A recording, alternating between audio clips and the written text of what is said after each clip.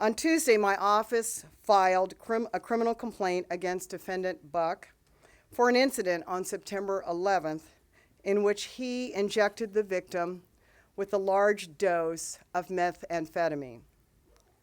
Fortunately, that victim lived. The latest incident is further evidence that shows a troubling and disturbing pattern. The surviving victim's statements gave us the break we needed.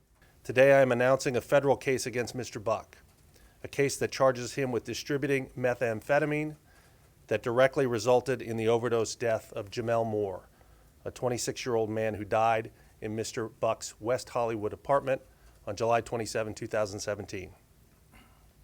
As a result of the case filed last night in the United States District Court, District Attorney Jackie Lacey agreed that Mr. Buck should be transferred to federal custody to face charges that carry a mandatory minimum sentence of 20 years in federal prison and a maximum of life in prison without parole. The evidence collected by members of the federal task force, which also includes the FBI, indicates that Mr. Buck brought Mr. Moore to Los Angeles for the purpose of engaging in sexual activity, and that Mr. Buck agreed to pay the victim with money and narcotics.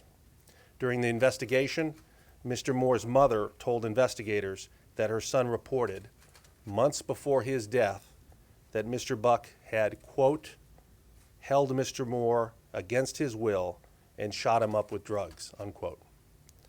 The criminal complaint alleging Mr. Buck caused the death of Mr. Moore is supported by a 21-page affidavit that outlines a disturbing pattern of Mr. Buck soliciting other men for sex in exchange for drugs and money.